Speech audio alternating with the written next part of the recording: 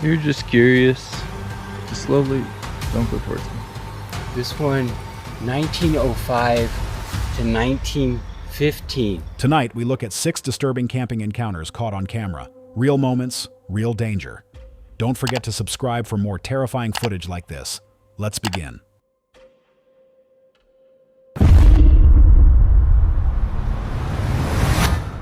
Confronting your deepest fears can be an overwhelming experience. But what happens when that fear involves clinging to the side of a cliff on what many call the most dangerous hike in the world? This is the story of one man's relentless and terrifying attempt to conquer a mountain that seemed determined to push him back.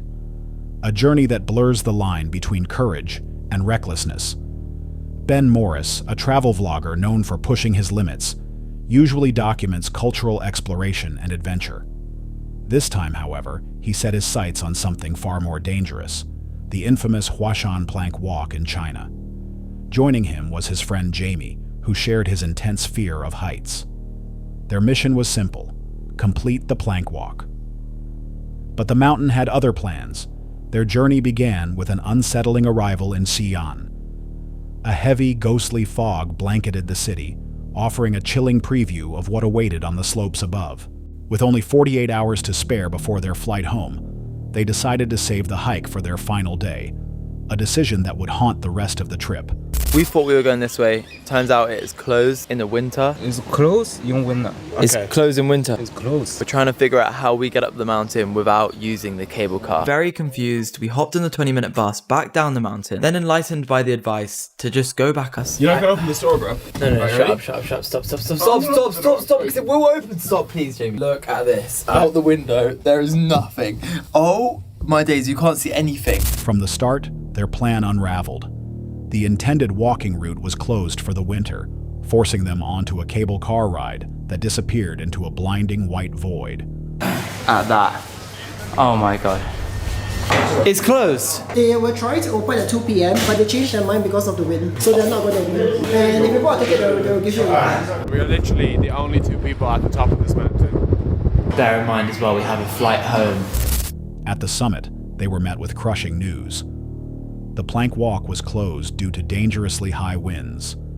They stood completely alone at the top, surrounded by a vast, empty silence. I think we're getting closer to the top. It's also just started raining, which isn't great. This is a moment of truth. Please, for the love of God. No.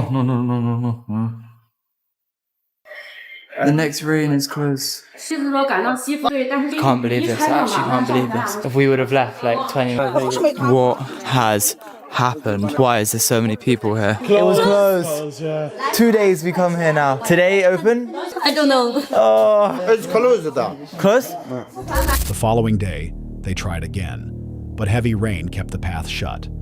On the third attempt, the skies cleared, yet the walk remained closed because of slippery conditions from the previous day's storm. A local they encountered spoke cryptically, hinting that perhaps after several failures, the mountain might finally let them through. We come today, yesterday, and day before. Tomorrow closed? Tomorrow is maybe, I don't know. It was a strange remark, one that felt less like encouragement and more like a challenge. A month later, Ben returned alone. This time, the stakes were higher. He had only a 24-hour transit visa.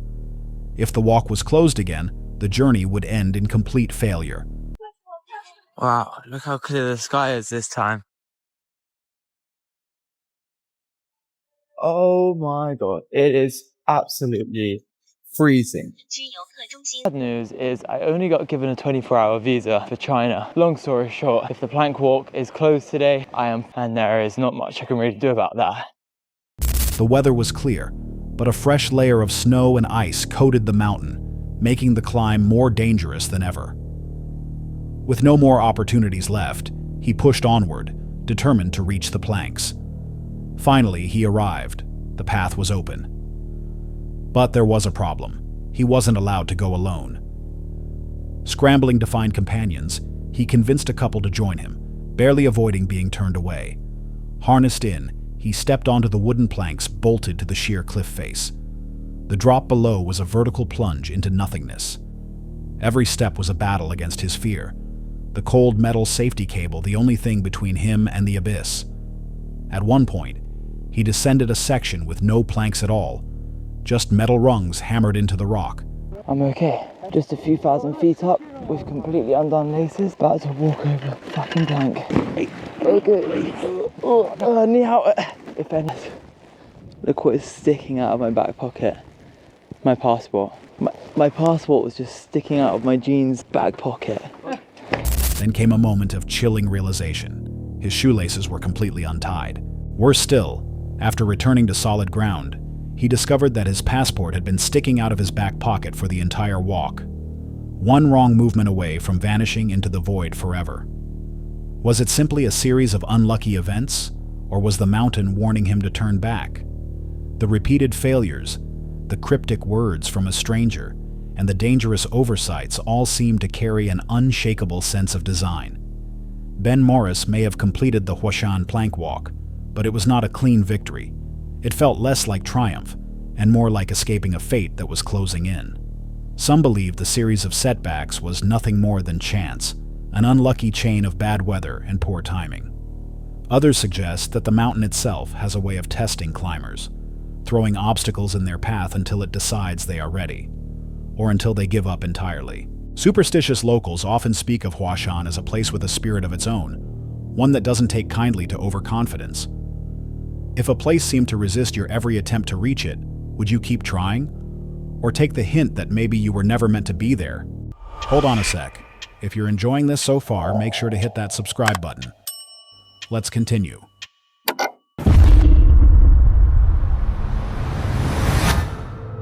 The YouTube channel 401 Files is known for showcasing outdoor adventures, survival challenges, and occasional explorations into the unexplained. But one trip into the wilderness took a far darker turn than a typical camping experience. The uploader set out into a dense forest, well prepared for a night under the stars. The chosen location was remote, far from any main roads or signs of human activity, making it the ideal spot for an undisturbed camp.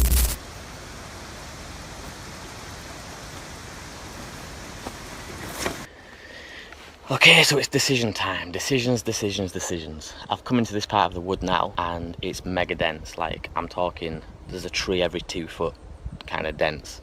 And my thought process right now is tonight in here is going to be extremely dark. And if shit hits the fan, for whatever reason, I'm going to have to make my way out of these woods, which is going to be nigh on impossible.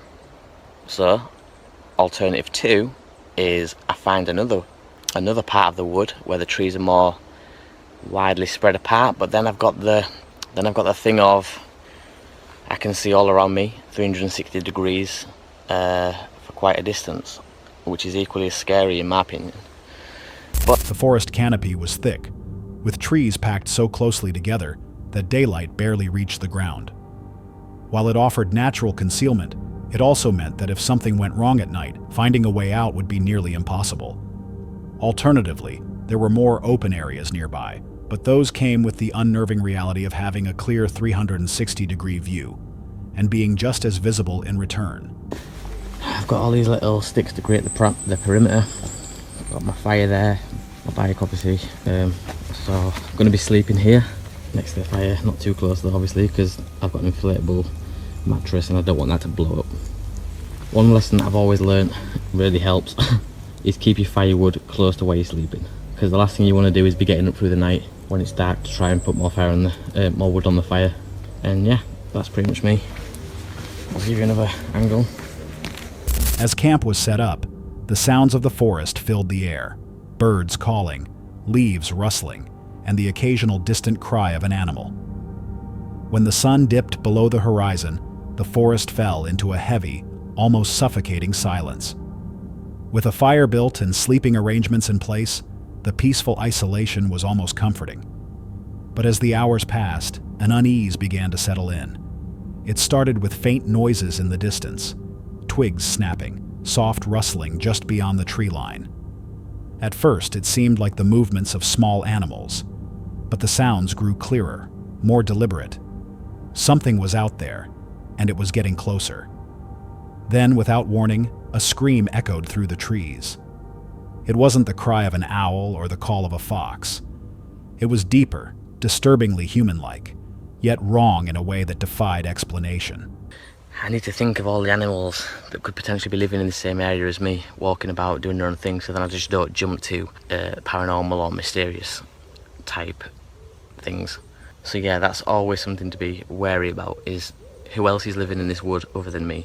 But yeah, I'll keep you posted. It's going to be dark soon, maybe within the next hour and a half, 2 hours. So yeah. The sound carried an unnatural edge that made the hair on the back of his neck stand up. Grabbing a flashlight, he scanned the dark, but found nothing. Only the towering silhouettes of trees and dense undergrowth. Minutes later, another scream erupted, this time closer. The sound seemed almost intentional, as though it were meant to draw someone deeper into the forest. The tension was overwhelming. With no way to identify the source, he decided not to investigate. Instead, he retreated into his tent, sealing it shut. Sleep was impossible. Every rustle, every faint noise outside sent a surge of adrenaline through him. Hours passed in tense silence until a new sound emerged. Something was moving just outside the tent. The movement was slow, deliberate, calculated. It wasn't the random wandering of an animal. Whatever it was, it knew he was there. Some suggest it could have been an animal mimicking human sounds, while others believe it was something far more sinister, possibly connected to local legends of strange figures in the forest. If you were alone in the woods and heard footsteps slowly circling your tent in the middle of the night, would you confront it, or wait until daylight to find out what was there?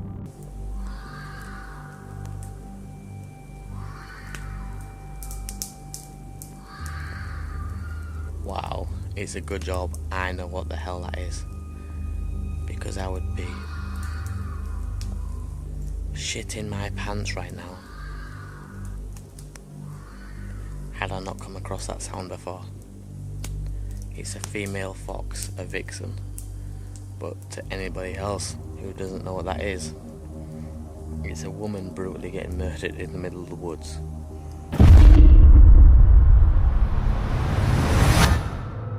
Uploaded on January 16th, 2025, by the YouTube channel Jensen Matilda.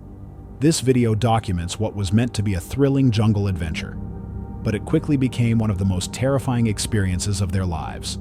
It began as an exciting journey into Chitwan National Park in Nepal, a region renowned for its rich biodiversity, dense jungles, and striking landscapes. The couple, joined by their guide, Dennis, started with a canoe ride down a crocodile-infested river before transitioning to a trek deep into the forest. From the very start, an undercurrent of tension was present. Their guide explained that all visitors entering and exiting the park must be reported to the army, a regulation that hinted at the dangers hidden within the jungle. The canoe ride itself was unnerving. The banks were lined with massive crocodiles, some basking motionless in the sun, others lurking just beneath the surface, their sharp teeth barely visible above the waterline. It was unsettling, but it was only a prelude to what lay ahead. Once they stepped off the boat, the real danger began. Their guide warned them about the presence of wild animals, particularly tigers and rhinos, and stressed the importance of never staying in one place for too long.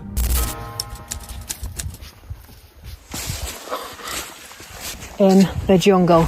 Anyway, I'm gonna let you for the Chiton National just certain time. Otherwise tiger come, not to stay in the one place it's long. They smell us and then come. They smell it. Okay. So now you are right in the Chiton. Lingering, he explained, could increase the risk of being tracked. The group moved cautiously, walking single file through the thick undergrowth. Then, without warning, a sudden noise broke the rhythm, heavy, deliberate, and far too loud to be a common animal. It was a wild elephant charging toward them. The group scattered into the bushes, searching for cover. In this part of the world, wild elephants are far from gentle. They can be highly aggressive, especially when threatened or protecting their territory. We knew we needed to get as far into the bush as we could, and at this point we had no idea where Dennis was.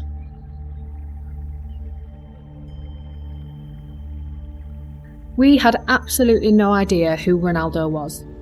Is Dennis okay? Dennis, is he okay?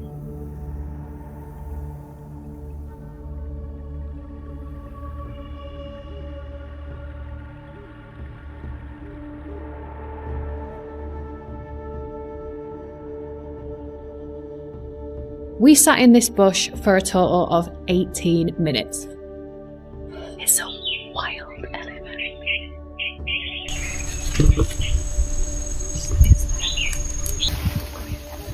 The elephant was in complete stealth mode. Is it still there? I don't know what I did.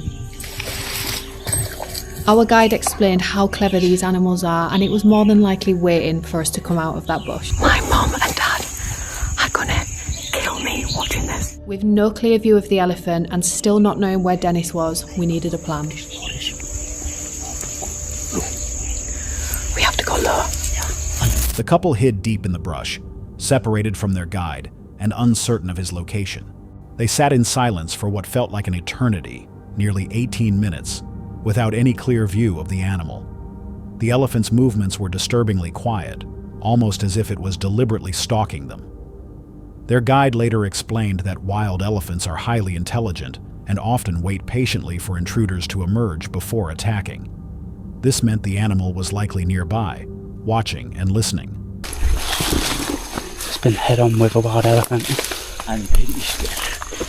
So the elephant is now walking all the way down there. We didn't even get through the safety briefing before we was running. I cannot believe it. We're now behind him, which is behind that one. Elephants, wild ones. Unpredictable. Don't ask me why I'm still filming. We're with one of the guides. Oh, mate. Oh, I can't feel it. Right. Where's Dennis? Yeah, where's Dennis? Either tried to detour the elephant or he's abandoned ship. I don't know. Who knows? Whoa. There it is. Big tusks. Big tusks. The group remained frozen, knowing that if they moved too soon, they could walk straight into its path. Finally, after almost 20 minutes of tension, Dennis reappeared, signaling that it was safe. The elephant had moved on. Shaken but unharmed, they learned just how close they had come to disaster. Had they hesitated for even a few seconds longer before running for cover, the elephant could have easily trampled them. Despite the encounter, they pressed on with the trek, but now with heightened awareness of the dangers surrounding them. Deer. You can see it. Deer! Just seconds before we saw the deer running across the road, we'd learnt the fact that deers usually run from something. That something, you guessed it, tigers. Chitwan National Park homes 128 Bengal tigers.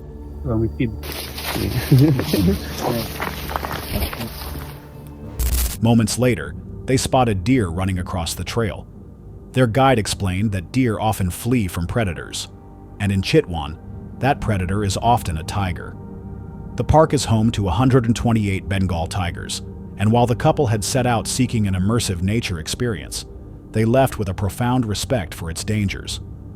What began as a bucket list adventure had turned into a brush with death they would never forget. The encounter illustrates the unpredictability of wild elephants, which can display stalking behavior more commonly associated with predators. Some wildlife experts suggest that in heavily visited areas, certain elephants develop an awareness of human patterns and intentionally use stealth to confront perceived threats. Others believe it was purely a territorial reaction. The group simply crossed paths with the wrong animal at the wrong time. If you were deep in the jungle and a wild elephant was silently waiting nearby, would you stay hidden or risk moving to avoid being trapped? Matthew Stone and his father were hiking deep in Glacier National Park when they paused at a secluded campsite to rest. The setting was quiet, almost idyllic, until the forest shifted. From the shadows of the trees, two massive grizzly bears emerged. In an instant, the peaceful stop became a moment of high tension. Running was out of the question. Any sudden retreat could have triggered the bear's chase instinct, turning the encounter into a deadly pursuit. We're just playing. So yeah, I think I'm pretty good to get a move on sooner than later. Hey, bears.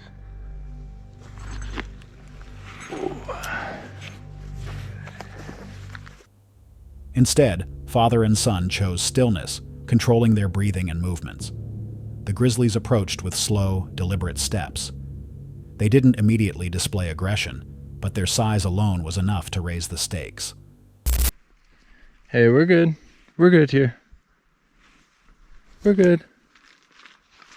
Hey there. They sniffed the air, heads swaying slightly, watching the hikers with sharp, intelligent eyes. The atmosphere felt heavy, as though each second was being measured. Keeping their voices low and steady, Matthew and his father spoke to the animals, not to engage them, but to make their presence understood in a calm, non-threatening way. You're just curious. Just slowly, don't go towards them.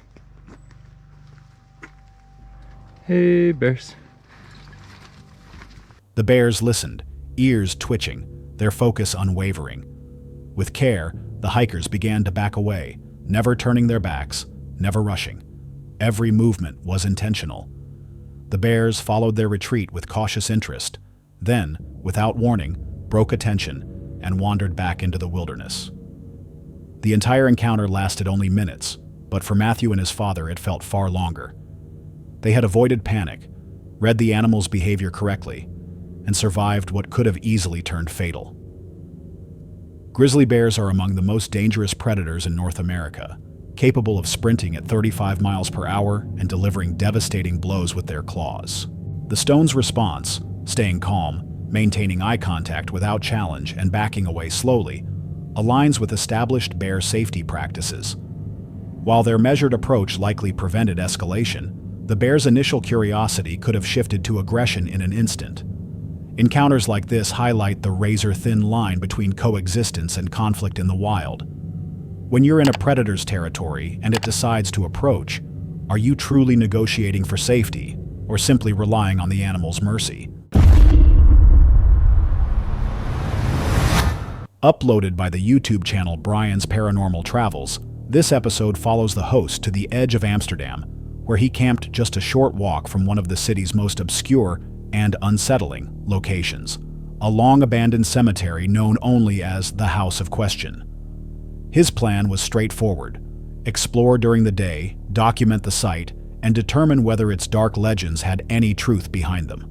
All these overgrown graves, just look how nature is taking it back.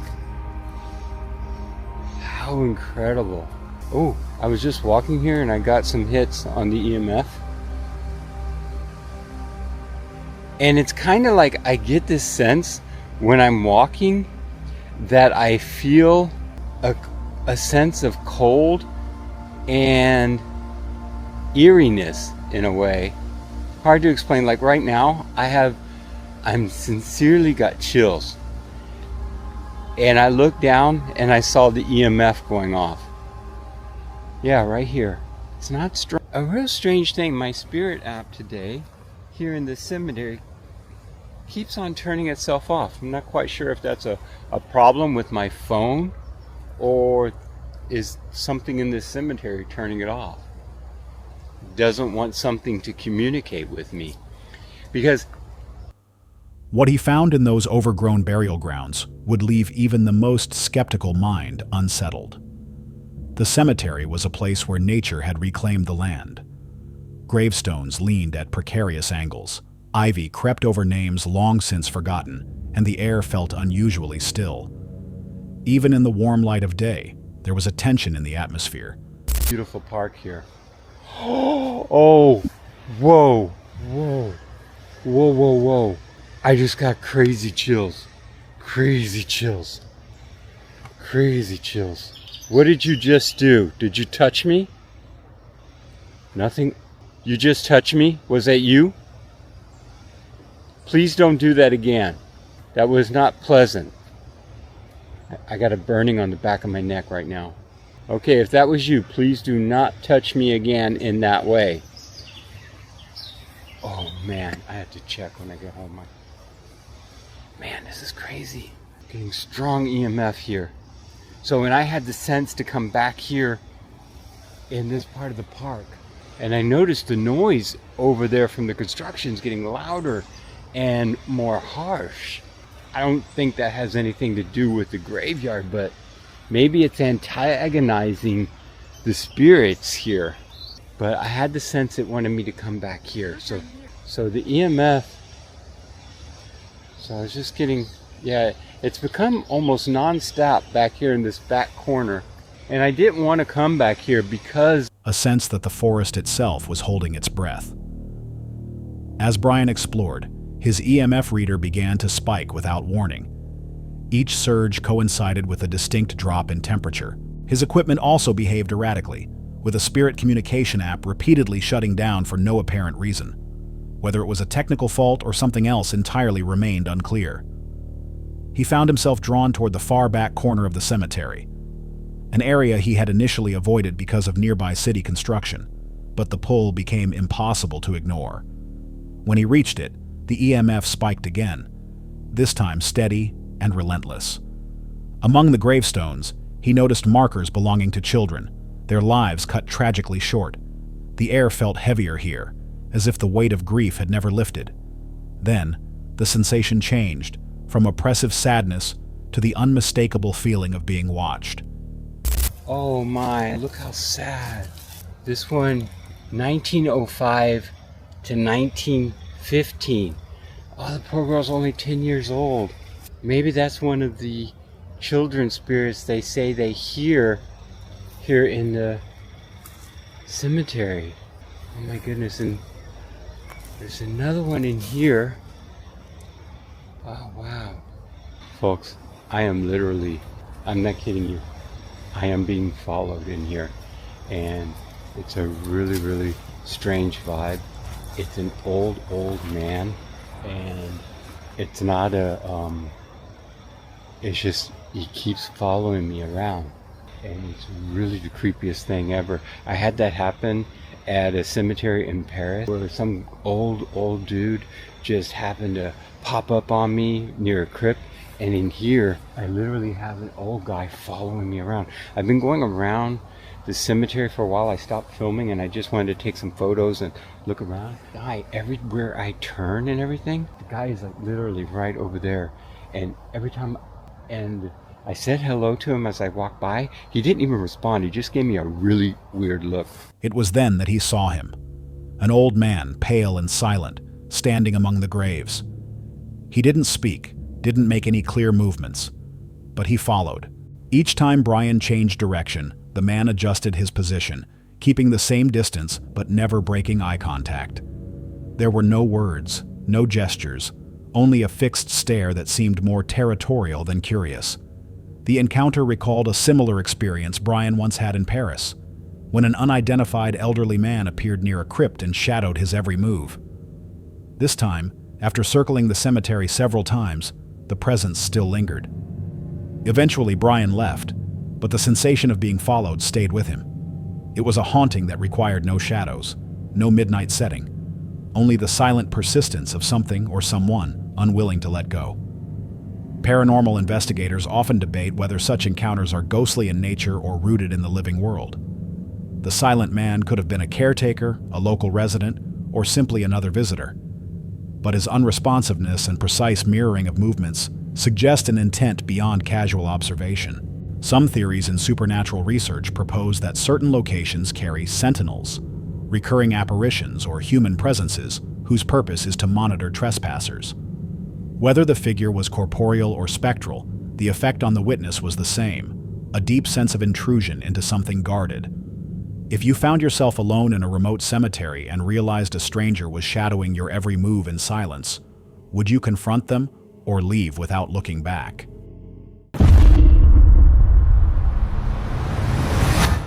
Dead Man's Hollow in southern Ohio is known for its dense forest, eerie rock formations, and the unsettling stillness that settles over it at sunset. Locals have long whispered about strange occurrences here, from unexplainable sounds to full-blown paranormal encounters. But some believe something far more physical stalks the hollow. On a previous visit, the explorer had rocks thrown at him in the darkness. Viewers speculated that he might have crossed paths with a Sasquatch. Determined to investigate further, he returned, this time planning to venture deeper into the forest and stay until nightfall.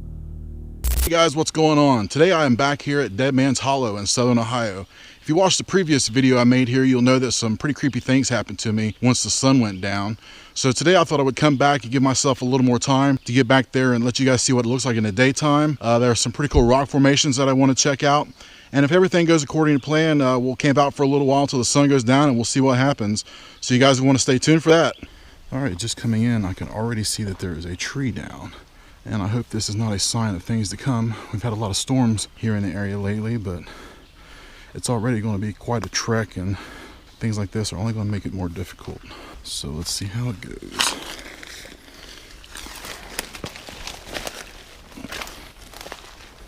Even in daylight, the atmosphere was heavy. Towering trees blocked much of the sky, and abandoned creek beds snaked through the undergrowth. Massive rock formations gave the place an ancient, untouched feeling. He marked his path carefully, knowing that once the light faded, navigation would become dangerous. The whole place back here, even in the daytime, really just kind of has a feel to it. This place kind of looks familiar. It flattens out a little bit right here. And it looks like a place that I would have explored before. So I'm going to try to make some sort of a marker so I know where I left the trail at. And actually I can see that there's one already made here on the side of this tree. So I don't know if somebody done that on purpose or if that's just a lucky coincidence. But it looks like over in here is where I want to check out first. Was a mother trying to chase her fawn up the hill. They're out, but there's spots and everything. I saw one just the other day while I was driving. As he pushed deeper, the normal sounds of the forest began to fade. Birds grew silent, and the small rustles of wildlife vanished. The quiet wasn't peaceful, it was expectant. By the time the sun dipped below the horizon, an almost oppressive stillness had settled over the hollow. Alright, it's definitely starting to get dark. Thought I heard something coming this way, but it stopped. No, there it was again. It's on the other side of that road this time. Seems like tonight's that's where the action's at. I'll walk over this way, check it out. Night brought the first signs of movement. At first it was faint, a rustle in the undergrowth, a subtle shift of branches. Then came a sharp crack, the sound of something heavy stepping on a branch. The noises seemed to track his movements, shifting from one side of the campsite to the other, always just beyond the reach of his flashlight. The footsteps were slow and deliberate, circling. The dense foliage hid whatever it was, but the feeling of being watched was undeniable. I did hear it echo pretty far back in there. Oh my God. There's something over there. That is so crazy. One moment there's nothing, and then right next to you it sounds like there's footfall or something. Alright, I guess we'll just give that woo time to marinate. See what happens. Then, without warning, a heavy thud broke the tension, a rock landing only a few feet from his tent. The air felt charged, as if the forest itself was holding its breath. For what felt like hours, the pattern continued. Soft movement, a pause, then the snap of branches under weight. Yet no shape ever emerged from the tree line. Eventually, the activity faded, leaving only silence and darkness. By morning, Dead Man's Hollow was calm again. The forest looked the same as it had the day before, but the experience left an uneasy imprint. Something, whether a territorial animal, an unknown creature, or something supernatural, had been out there. And it had known exactly where he was. The events of both visits follow a familiar pattern reported in alleged Sasquatch encounters: thrown objects, persistent pacing just beyond visibility, and an uncanny silence in the surrounding wildlife. Skeptics might argue for natural causes, deer, raccoons, or even human trespassers, yet the deliberate circling and well-placed rock throw hint at intelligence. Paranormal enthusiasts suggest that Dead Man's Hollow may not be home to one phenomenon, but several, with cryptid sightings and unexplained activity overlapping in the same terrain. If something in the woods clearly knows where you are but refuses to show itself, is that a warning to leave or an invitation to come closer? That's all for tonight's video. Which encounter gave you chills? Let us know in the comments below. Got your own experience? We want to hear it. And whatever you do, don't miss what's coming next.